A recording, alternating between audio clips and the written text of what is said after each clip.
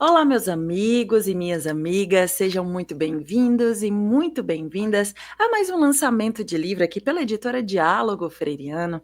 Nós que somos especialistas em converter o teu TCC, teu mestrado e doutorado em livros. Eu sou Cida Cardoso, mídia host aqui da editora Diálogo Freiriano, e hoje nós vamos receber o professor doutor Júlio César da Silva, que é o autor de hoje, mas antes de conversarmos com ele, eu vou colocar aqui em destaque a capa do livro dele, que é Leeuwenhuis-Cohen. Eu pedi para ele me ensinar antes da gente começar.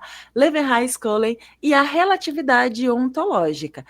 Implicações do teorema forte na doutrina ontológica, e aqui de W.V. Quine, imagino que seja. Se eu estiver falando errado, depois ele me corrige também.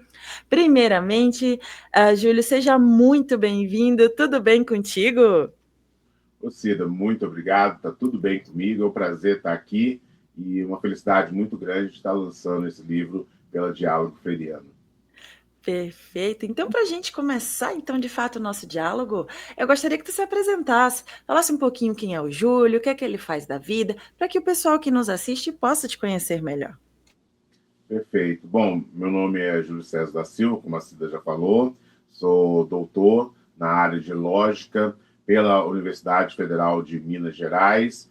Eu tenho uma carreira que se inicia, né, com o primeiro curso superior que eu comecei a fazer, que foi matemática, mas depois acabei me desviando para a área de tecnologia da informação, onde atuei durante o tempo, e através de uma pós-graduação acabei iniciando lecionando no ensino superior privado a partir de 2011. Aí foi me aproximando cada vez mais do ensino e me levou a galgar o mestrado e o doutorado, que é muito comum nos professores do ensino superior. E isso foi me levando cada vez mais, né, saindo da área mais técnica e prática corporativa para a área do ensino, especialmente em temas relacionados à lógica, à filosofia da lógica, à filosofia da matemática, e é, portanto, aonde eu continuei fazendo atuação muito forte. E atualmente, há cerca de 2 anos, a gente vai sempre, né, estudando assuntos correlacionados. Eu comecei muito a ler e estudar computação quântica com um amigo meu que é um especialista também da UFMG, até mando um abraço para ele, que é o André Thanos, e atualmente sou coordenador da pós-graduação em computação quântica da PUC Minas, que é um curso que começou agora em 2026, início de 2026. Então, eu posso dizer que a minha carreira é nesse campo, né, da lógica, dos estudos relacionados à lógica e à filosofia da matemática e também à computação quântica. Perfeito. Agora que a gente já conhece um pouco mais de ti, da tua trajetória também, eu gostaria de saber como foi que tu encontrou a editora para poder dialogar então sobre essa obra. Perfeito. Eu já conhecia porque eu tenho um amigo chamado Wallace Armani, também um forte abraço para ele. Já tem alguns livros publicados com a Diálogo Freiriano, né?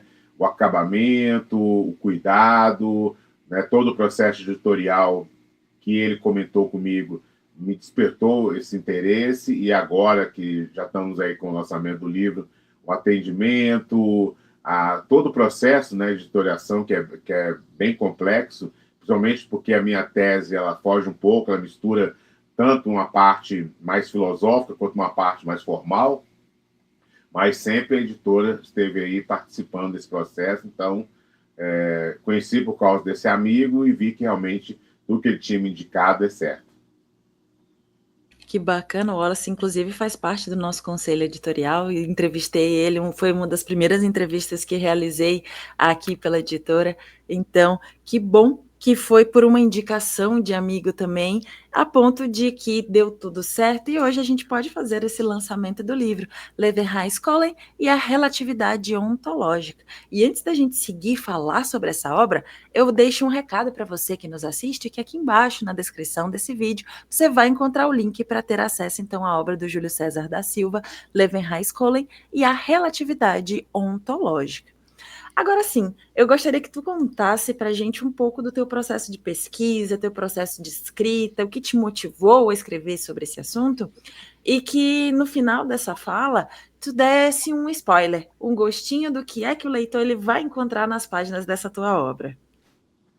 Perfeito. Bom, como eu havia comentado, através da Universidade Federal de Minas Gerais e de uma bolsa de pesquisa do CNPq, tive a felicidade de iniciar os estudos relacionados tanto à filosofia da matemática, essa preocupação com alguns conceitos de modo bem geral, e através dos professores que eu tive também no Departamento de Filosofia da UFMG, eu fui cada vez mais, desde a graduação até tem mais de uma graduação, né, até o doutorado, cada vez mais me aproximando desses temas que nós falamos são temas formais, né?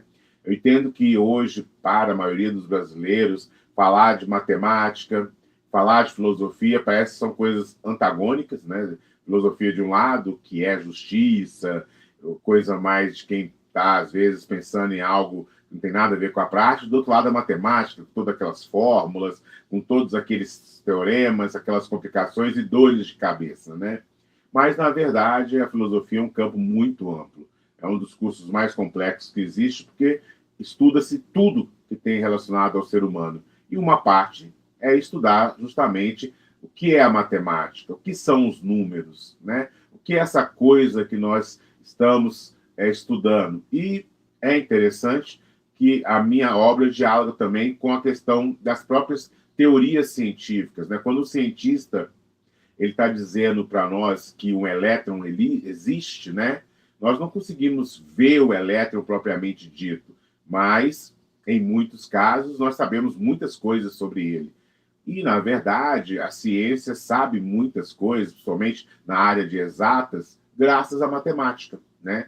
Graças a uma observação dos fenômenos físicos, observação das coisas que acontecem na natureza, e a gente traduz muito desses fenômenos para uma matemática que nos dá poder, por assim dizer, de manipulação, né? Todo mundo já viu que o engenheiro não vai conseguir construir todo tipo de casa sem não fazer um plano antes, pensar em alguns números, pensar em alguns pesos. Então, na área de exatos, a matemática é uma linguagem que garante que o conhecimento tenha, em certa medida, uma firmeza. E essa obra, então, vai questionar, né, primeiro, aspectos relacionados a como a ciência trabalha com a matemática para poder criar essas teorias científicas e dizer que as coisas existem. O título fala sobre ontologia. E ontologia é uma preocupação muito grande com o que há, com o que existe, segundo a obra que eu estou desenvolvi, segundo principalmente uma perspectiva da ciência e do filósofo Quine, né? Ele tem uma visão muito interessante que ele propõe que o conhecimento ele é, na verdade, visto como uma teia de relações, uma teia de conhecimentos. Então, a história está ligado com a biologia, que está ligado com a física. Você não tem uma coisa isolada, né? E o que garante que toda essa teia está bem firme? No centro dela está a matemática e está a lógica, né? E dando uma sequência nisso, eu vou, então, entender mais a fundo o que é essa matemática que está aí dando sustentação à ciência, né? O que a gente pode saber dela? O que a gente pode entender, grosso modo, aqui para o nosso público, é que não há uma única maneira de falar das bases fundamentais da matemática. Parece que a gente, quando fala de números, estamos acostumados com esse 1, 2, 3 e 4, né? Mas nessa tese, para aqueles que tiverem curiosidade, eu vou mostrar, através desse teorema de Levi-Hines-Collin, por exemplo, que é possível falar de números de maneiras diferentes, né? Claro, num plano muito teórico aqui, mas isso mostra uma relatividade no modo de falar, né? A gente não tem, segundo o filósofo Quine, segundo os resultados que a tese apresenta, segundo os formalismos lógicos, uma única maneira de falar das coisas que existem e de relacionar essas coisas com a matemática, e ela mesma não tem uma maneira única de ser apresentada em modelos mais formais, né? Então, é uma obra de fôlego para aqueles que tiverem essa curiosidade, mas eu creio que há muitas coisas que eu quis colocar também para que o iniciante pudesse despertar sua curiosidade, e isso nos leva, por fim, a conseguir entender um pouco mais, né, desse trabalho da própria ciência, na minha opinião, uma perspectiva filosófica que abre o nosso senso crítico para as perspectivas de conhecimento. E, claro, a relatividade aí ela tem aspectos muito técnicos, mas isso mostra que a gente pode falar de coisas que são relativas a outras ou que não têm uma estrutura única, sem perder, contudo, os resultados que nós temos, né? A matemática, a física, a química estão aí, estão continuando sendo estudados, apresentando resultados, e isso é uma perspectiva mais geral, né? É por isso que a capa tem, parece um cubo dentro do outro cubo aí, né? Que são essas questões que o teorema nos mostra. Você começa com uma perspectiva, mas pode ter uma outra contida dentro daquela que você está estudando. Perfeito, fica o convite, então, à leitura da obra do Júlio César, Levi-Strauss e a relatividade ontológica. E agora tu já deu uma pincelada um pouco sobre a capa também, eu gostaria que tu falasse um pouco mais sobre ela e como é que foi a tua jornada de produção junto à editora, tanto para a criação dessa capa, como também para a diagramação do miolo. Não, perfeito. Bom, a capa eu acho que foi a parte mais desafiadora, que, de novo, né? Eu estou aqui apresentando a obra a todos vocês, numa perspectiva que a gente fala que é informal, né? Para que o papo divulgue às pessoas o que está contido ali. Mas é um assunto também muito técnico, né? É uma tese de doutorado, então fomos a fundo nesses aspectos técnicos e a capa faz essa conjunção, né? É como se nós tivéssemos ali as várias perspectivas sobre um assunto, né? Relatividade vem disso. Então, esse teorema pega ideias mais teorias ou propostas formais de um certo nível e, entre aspas, grosso modo, reduz a outros níveis. Então, a capa capta isso de uma maneira bem bacana, eu acho. Ela ficou muito bonita, sóbria, né? Uma coisa que eu acho, para nós que gostamos de lógica e matemática, a clareza, a perspectiva formal, simples, ela é sempre bem cultivada, né? A gente quer e gostamos das coisas estejam no seu devido lugar. E eu acho que a capa capta isso sem ficar presa, né, a muitas fórmulas. Então, é uma perspectiva visual do conteúdo e, mais uma vez, graças à editora, tive um trabalho muito cuidadoso de estruturação do título, que é muito grande, né? E cortar ele é quase impossível, porque são vários aspectos ali que estão sendo apresentados, mas mesmo assim, não sei se quem está nos assistindo vai dizer, mas ficou muito bonito, né? E o interior também, um desafio muito grande para a editora, porque vocês vão ver que há muitas fórmulas, né? Para aqueles que gostam da poesia matemática, que costuma brincar, né? É uma obra que também está recheada desses elementos. Então, esse desafio foi muito bem levado adiante pela editora. Então, é um livro que, para quem quiser, introduz ao assunto, amplia o assunto e ficou muito bonito, ficou muito agradável a leitura. E aí mostra que, apesar da tese já estar publicada, quando você dá a ela um formato editorial como esse, que a editora Diálogo Freiriano está propiciando, eu acho que até a ideia da leitura, o interesse pela leitura, a apresentação ganha um outro aspecto, né? Então, estou muito feliz, aqueles que, né, gostam da vida intelectual, que buscam, né, colaborar para a produção do conhecimento, ver uma obra que você trabalhou durante mais de 4 anos, com muito esforço, às vezes com muitas lágrimas, durante a pandemia, que já foi uma coisa maluca total, né, a distância da orientação, mas mesmo assim eu tive todo o apoio antes e agora um apoio fenomenal para ela estar nesse formato. Que bacana, que bom saber um pouco mais sobre a história também da escrita desse livro e que bom receber esse feedback por parte do autor em que a obra, em saber que a obra ao vir à tona veio da forma que tu imaginavas, tanto na capa quanto na diagramação, que acabou até mesmo te surpreendendo um pouco, que é claro que a gente imagina sempre uma coisa, mas quando vê pronta, muitas vezes a gente pensa, diz, nossa, ficou bem melhor do que eu imaginei. Então, que bacana, é bom mesmo receber esse feedback. Antes da gente seguir para o final do nosso bate-papo, eu vou deixar um recado para você também, que nos assiste, que aqui embaixo relembra você que se você se interessou pela obra do Júlio César, Levenhais-Cohen e a relatividade ontológica, aqui embaixo, na descrição desse vídeo, você vai encontrar o link para ter acesso a ele. Então, agora seguimos, então, para a finalização do nosso bate-papo. E eu gostaria que tu deixasse uma mensagem para as pessoas que têm o desejo de fazer uma publicação, seja de um livro autoral, seja do resultado do TCC, do mestrado ou doutorado, porém, por algum motivo ainda não a fizeram. Qual a mensagem que tu deixa para essas pessoas? Não percam tempo, a vida é muito curta.